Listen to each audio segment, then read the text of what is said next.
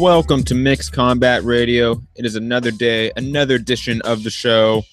I'm joined by my main man, Santiago. How you doing, brother?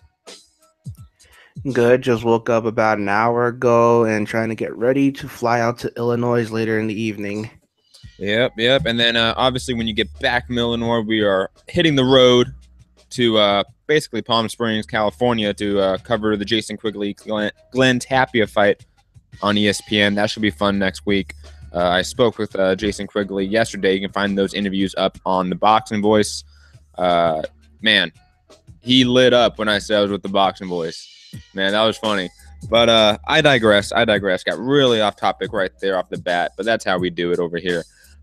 We have a card coming up on UFC Fight Pass, UFC Fight Night 107, I believe. I've lost track. But it's in London at the O2 Arena. Jimi Manuwa versus Corey Anderson. Sort of figuring out the top 15 at light heavyweight, I guess. It's a fight between two guys that were prospects at one point. But I think we all know inside the industry what their ceiling is. But should be an entertaining card. There's several good matchups on the card. Definitely featuring some good prospects as well.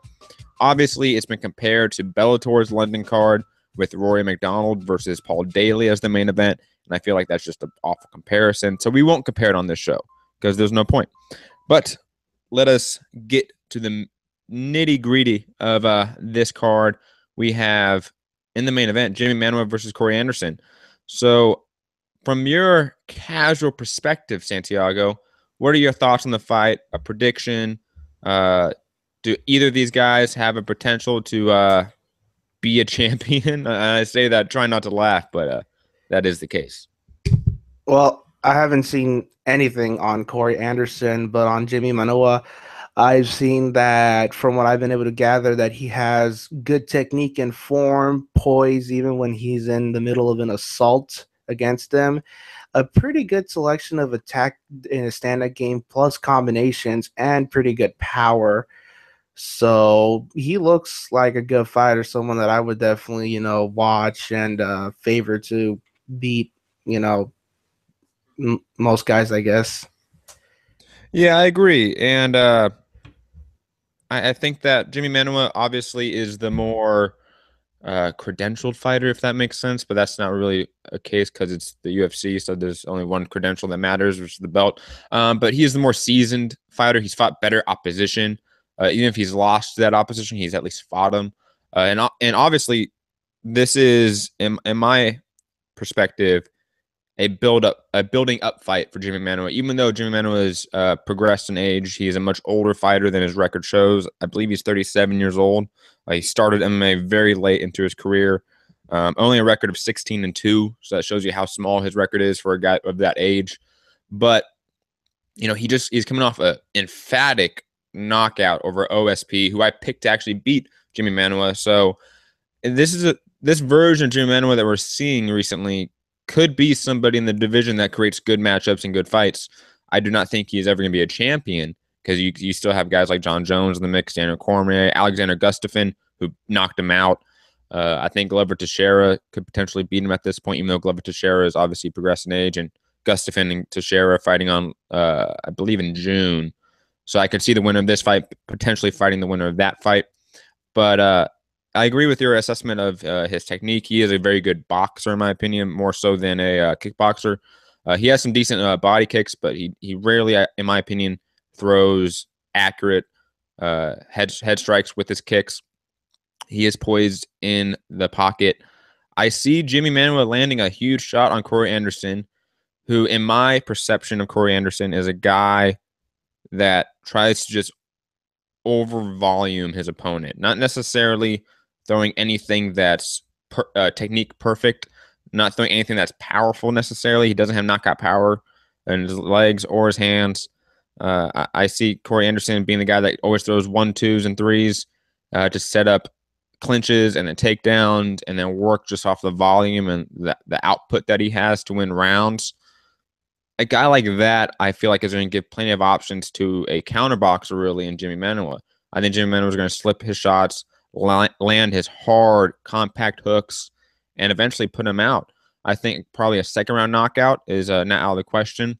Again, this is a 5-round fight that does play actually into Corey Anderson's benefit. If Corey Anderson is able to survive those first 3 rounds, in my opinion, I predict that Jimi Manuwa is probably going to be more tired just because of his age, and he has shown some cardio issues in the past. I wouldn't say huge red flags, but Corey Anderson is a guy that at least has cardio. That's one thing you can give Corey Anderson, that he will stay at that output for 3 whole rounds because we haven't seen him in 5 rounds. So if he can do that for 3 rounds, I suspect he can probably do that for 5 rounds. And he always goes on about how he is, beast in 25-8 instead of 24-7 because he puts in that much more work than other people. So I predict a very competitive fight in the first round and a half, and then Jimi Manuwa just landing a brutal shot somewhere after that. But like I said, there's a caveat of if this goes to the championship rounds, mid-fight, I may start favoring Corey Anderson to put it on him and maybe get a late round finish, just from outworking and just grinding out Jimi Manuwa. That's a potential path of victory for Corey Anderson. But again, my pick is Jimi Manuwa. You ready to go into the co-main event of the card, Santiago? Oh, most definitely. Definitely something I have a little bit more insight to compared to this main event, considering. True. And I forget that this card did have a different main event originally. This is one of those cards that was plagued with injuries. I forget who the main event was supposed to be. I digress, though.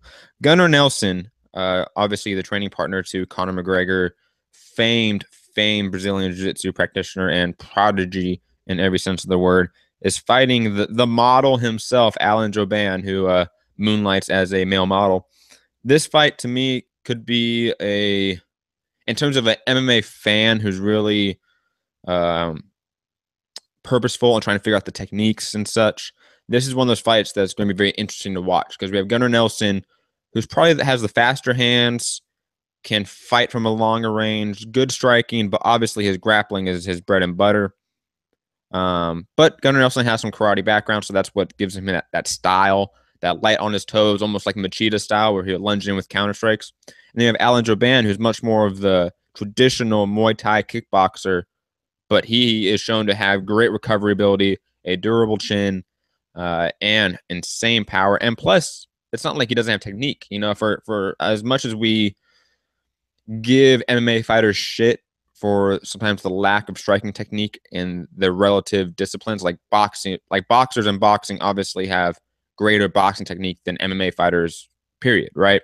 But Alan Jouban has some really good technique behind his work, his speed, his power, and such. Plus, I think he may be the bigger man, the more stronger man in the cage. That's a potential factor in this fight. But I think Gunnar Nelson can keep the fight wherever he wants. I think Gunnar Nelson at range will be able to dictate the pace and the output of both men by his feints, by his ability to throw counters and keep Alan Jouban on his toes, so to speak. And then I see him submitting Alan Jouban potentially in the 3rd round. But this will be a good fight to watch, a very intriguing style matchup. Both guys are coming off some good wins. Obviously, both recently fought Albert Tumanov, and both had really good fights against Albert Tumanov, who I've ranked very highly at the time. I thought he was a really good prospect. Obviously, Gunnar Nelson's last loss was against arguably the best BJJ practitioner in MMA history in Damian Maia, and he's one of the few that's recently been able to survive Damian Maia's ground game.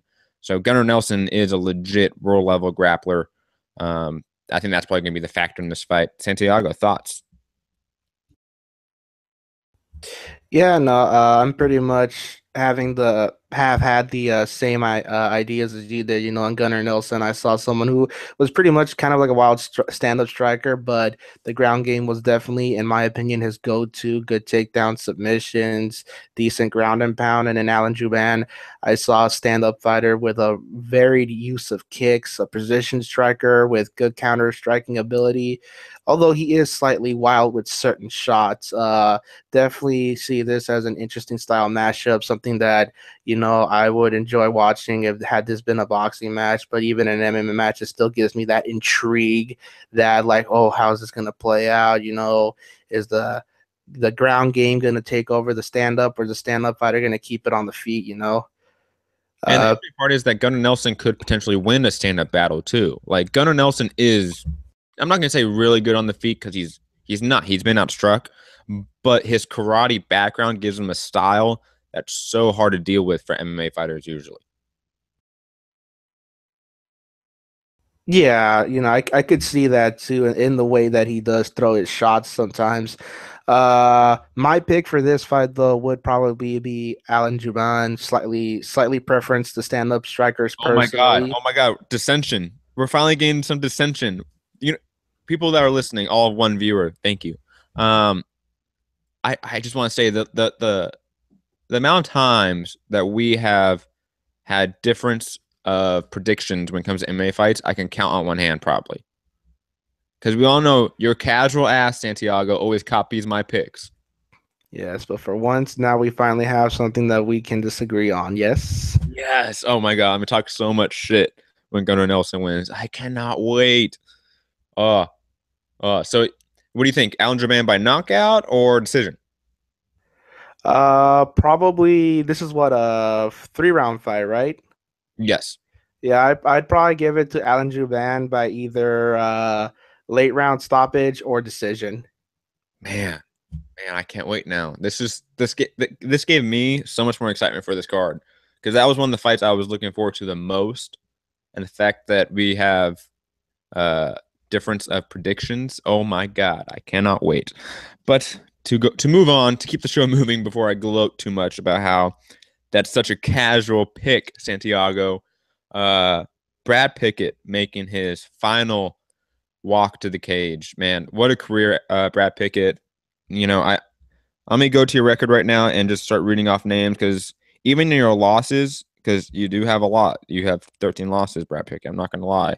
Um, he's fought a who's who of MMA fighters throughout the years, through WEC, through the UFC.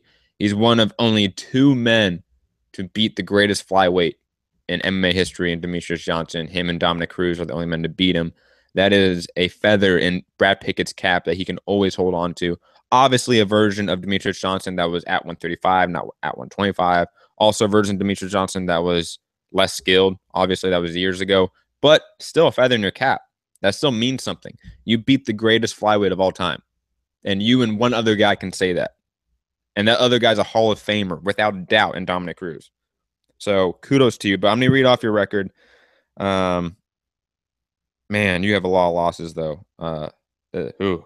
Let me go from the beginning. Man, there's so many great names. Hold on. There's a lot of bad names, too. So it's hard. I want to read off the great names. I'm going to read from his latest fight onward. Lost to Uriah Faber, legend. Lost to Yuri Alcantara, bad loss. Francisco Rivera, good win. Thomas Almeida, knockout. He didn't win. Sorry, Thomas Almeida knocked him out. Chico Camus won. Ian McCall won. He beat Neil Siri. Michael McDonald beat him. He beat Mike Easton. Eddie Wineland beat him. And that's all within the last 5 years, 4 years.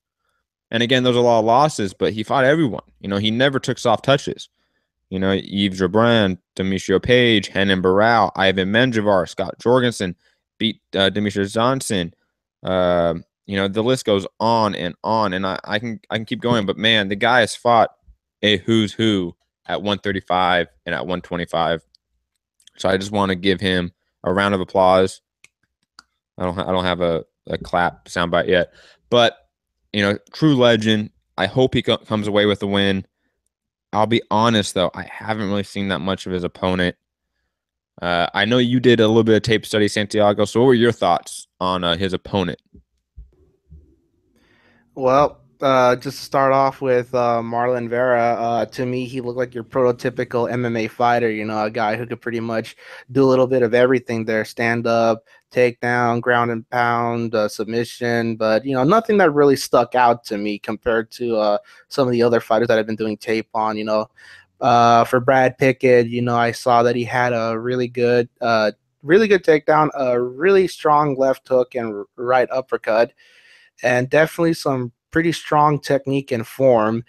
Uh, definitely, given that even you haven't heard of him, I imagine that this is probably one of those hopefully farewell fights where, Yeah, let me that's get what a I'm hoping as win. well. That Yeah, let me get a win, call it a career. Not like the last one we did where the guy, we were kind of hoping during the live play-by-play he would be like, okay, you got the perfect setting, you're going to retire. And instead he kind of was like, okay, yeah, I'm going to keep fighting. And it's kind of like, oh, come on, man, perfect setting. How could you do that? Yeah, and we've said that a lot on the show. The act of that farewell fight and going off into the sunset on a win. That's something that all I think aging fighters want.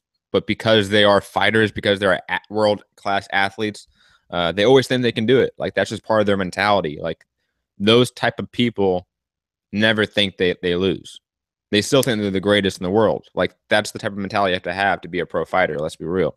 So it's not shocking that this happens. But I like that he has said this before the fight, that he has been very open about it. To me, that shows that this is his last fight. This isn't us just talking about is this his last fight. No, he's come out to the media, said this is the last one. I'm done after this. It's in my home country of the UK.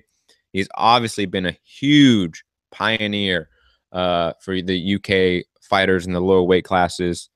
One of the first guys from over there, obviously excluding like Michael Bisping, but to move from the UK to America to train here, sort of help set that tone for the low weight classes in Europe to come to America to these big gyms like American Top Team, aka Greg Jackson's, etc.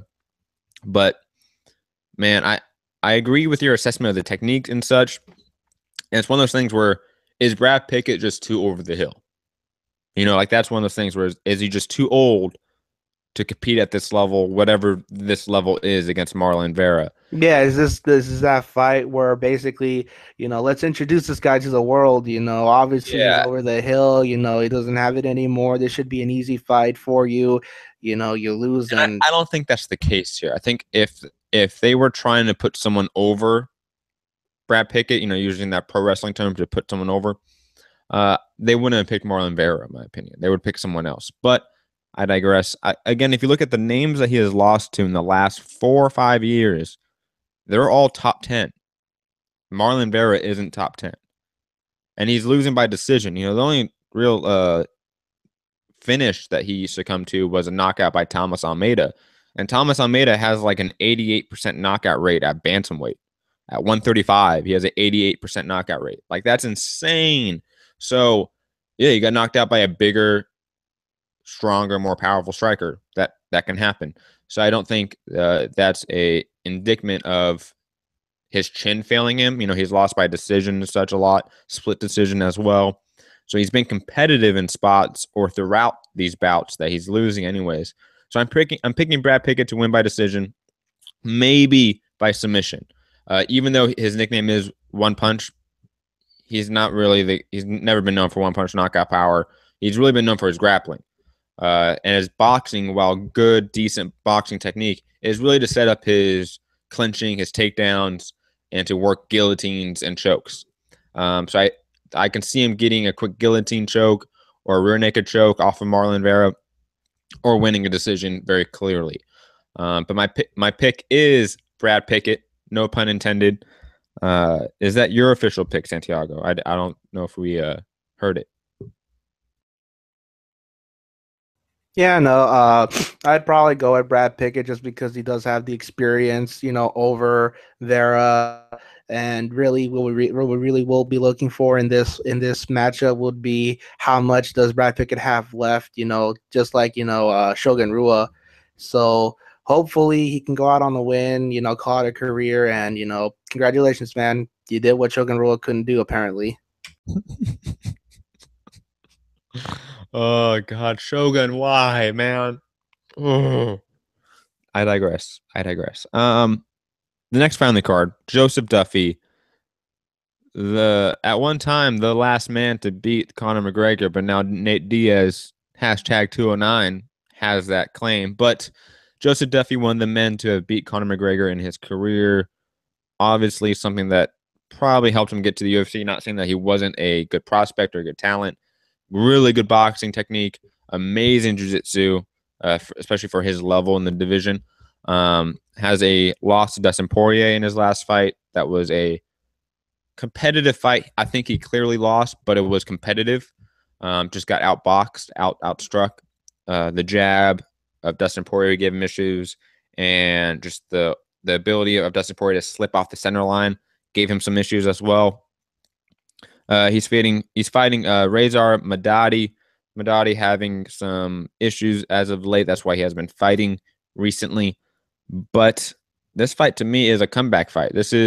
Look, Reza Madadi is a very wild fighter, heavy puncher, but wild. I mean, completely wild in the sense that if you have any level of above average striking technique, you can pick him apart, in my opinion. I picked that. I'm picking Joseph Duffy to pick him apart at range with boxing. And then if he wants, he can take him down, submit him at any point in this fight, or potentially get even a knockout against Reza Madadi. I think Joseph Duffy is a top 15 talent at lightweight. I think that Dustin Poirier fight is kind of confusing because Dustin Poirier is a guy that was moving up in weight. Dustin Poirier obviously just lost recently to Michael Johnson. So it's just the lightweight top 15 is so muddled as to what the hierarchy is. So it's hard really to get a sense of where Joseph Duffy places amongst all these lightweights that are very talented, really good. But again, I think this is going to be a showcase fight for him. I think it's going to be a very entertaining fight for the crowd. And I picked him to win in the second round, either by submission or knockout. Thoughts on this fight, Santiago?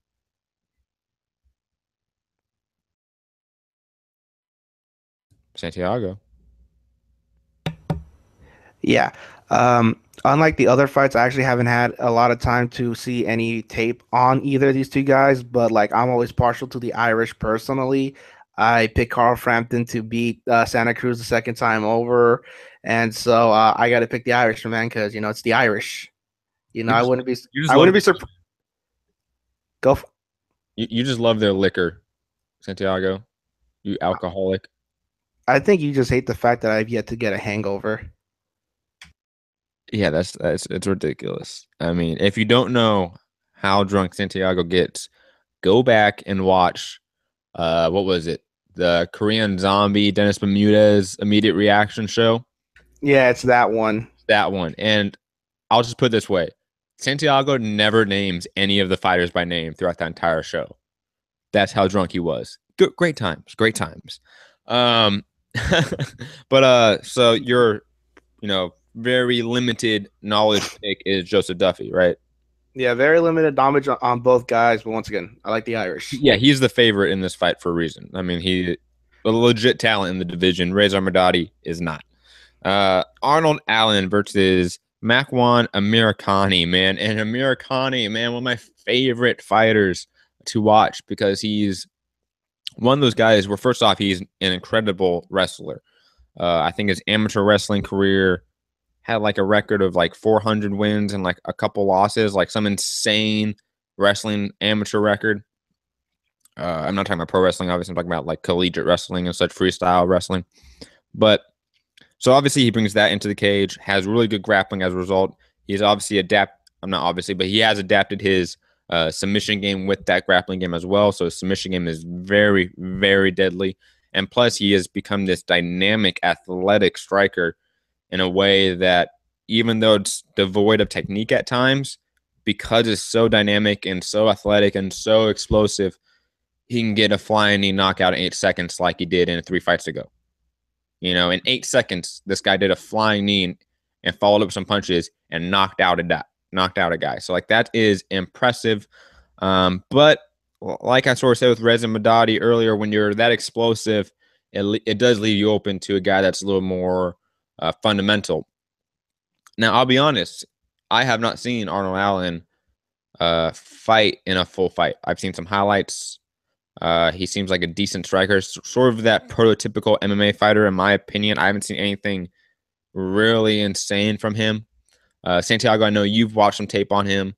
What are your thoughts on Arnold Allen in this matchup? Now, like you said, for Arnold Allen, he is your prototypical MMA fighter. but he's got a hell of a left when he uses it. And he's also one of those guys that likes to take a barrage just to land a short combination. I saw this guy, take a hell of a whooping, even though he was defending well, but take a hell of a whooping just to land 3 punches. And, he made it count.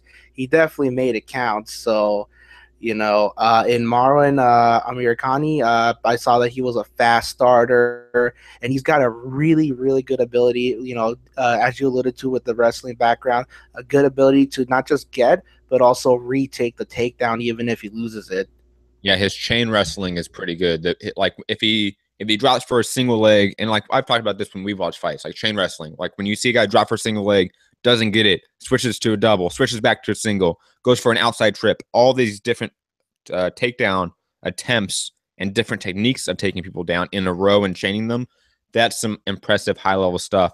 And in today's age of MMA, in all reality, where the level of grappling has gone to an average that's so much higher than it was 5-10 years ago, even, that everyone can defend takedowns at a much higher rate. Everyone has their defensive grappling has improved so much.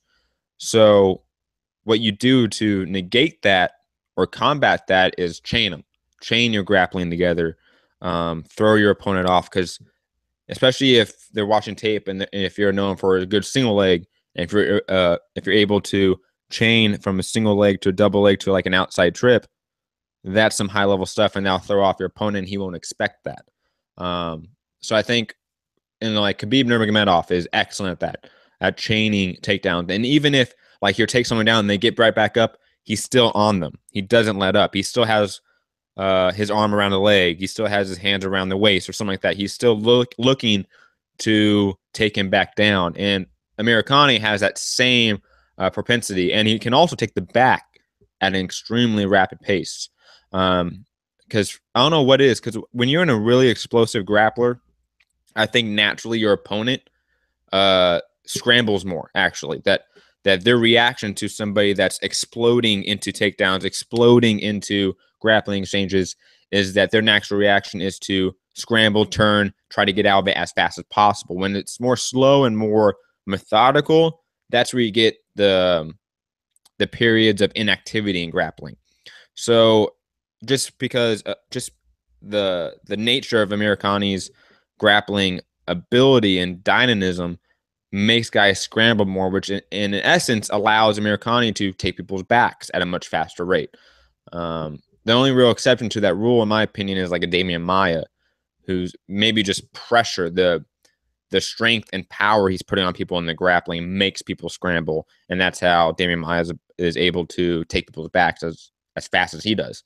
But I digress. I just went on a huge tangent about grappling. But I'm picking Amirkhani to win in the first round, either by knockout or by submission. Your thoughts on the fight and your prediction, Santiago? Dissenting view. I'm going with Arnold Allen. Oh, man. You can't go with the guy that has an alliteration in his name. Like, come on. Like, that's just ridiculous. Like, his parents hated him. Yes, like Ricky Bobby, the man with 2 first names. Yeah, that's a little bit different. But Ricky Bobby's a legend. Don't you dare besmirch that motherfucker's name. Yes, but I am going with Arnold Allen for this one. So second fight that we yeah, I could see his durability holding him out the decision, hopefully not taking too much of a beating to get his work in, because I believe that left will be key to him if he can land it cleanly. Man, Amirkhani has a good chin. I mean, if he can knock out Amirkhani, that would be huge. Like, and you'll be pissed because the casual won. I would be. But I mean, like Amirkhani, like I said at the very opening of this fight, when we were talking about it, he is wild. For a guy that's more of a straight fighter in a sense, that does present issues for a guy like Amirkhani. Like, I don't think Amirkhani could ever be a champion as a result of his style. If he changed up his style, I think that his technique would be more on display and he'd be more dominant. But the guy is just too explosive. He's almost like Yoel Romero in the middleweight division, where he could be losing 2.5 out of the 3 rounds and all of a sudden win in that last 30 seconds. He is that sort of explosive fighter, but he could be losing the whole fight to that point. so Amirkhani is always an enigma to me, and he's sort of had some stagnation in his career as well, because there was a point where he was one of the hottest prospects at 145, and just to put this in perspective, he entered onto the scene around the same time that Conor McGregor did in terms of coming into the UFC. Both were highly touted prospects at 145. And look how Amirkhani has not really had the progression in career, even though he's only suffered one loss in his UFC career, similar to McGregor. So it's just interesting how that like is the two different prospects that entered at the same time, how you can have two very different career you can paths. juxtapose the two career paths that are just vastly different, and the records are relatively similar in terms of number of fights, but the progression is just completely different. But I digress. We're gonna quickly get through the rest of these fights on the undercard because I believe the fights that we just mentioned are the televised portion. Yeah, You know what I mean? When I say televised, just because it's all gonna be on Fight Pass. Like the prelims, everything's gonna be on UFC Fight Pass. If you don't have UFC, no, you're right. get it. But for the main card, that is what I think is gonna be the main card. So I'm gonna quickly run down these prospects and these no names in a sense. Give my predictions. Santiago, at the end, if you want to jump on and give any thoughts on these fights, if you've heard of any of these guys, let me know. I highly doubt it though. So we have Lina Landsberg versus Lucy Pudilova. I'm picking Lina Landsberg by decision. I think she is just the overall better mixed martial artist. Her striking is a little bit better. Her grappling is a little bit better. And those in-between stages of grappling and striking, I think she's really good at, especially like dirty boxing and such. Darren Stewart versus Francimar Barroso. I am picking Darren Stewart. I think his striking is just at a different level than Barroso. I've never really been high on him. I think Barroso was on one of the Ultimate Fighter Brazil's. I could be wrong. I didn't really watch them. And I just really haven't trusted anyone that's come out of those reality shows recently. We have a true prospect, in my opinion. This is a really interesting guy to look forward to. Marc, and I'm going to butcher his name, Diakiese versus Teemu Packalen.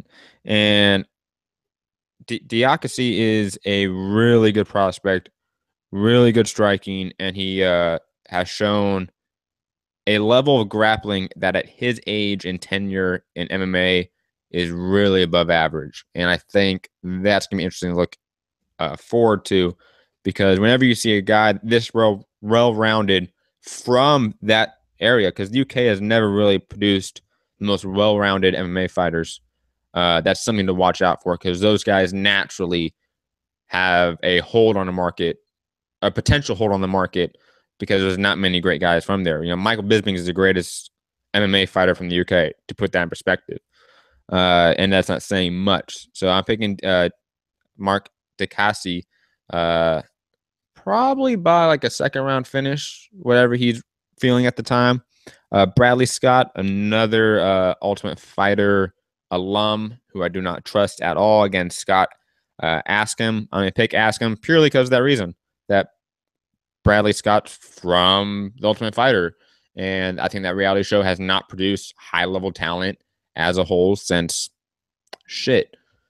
maybe the Ryan Bader season, which was 15 seasons ago in the show. So I pick and ask him. Now, this fight could be fight of the night. Just saying. Tom Breese versus Oluwale Bamgbose.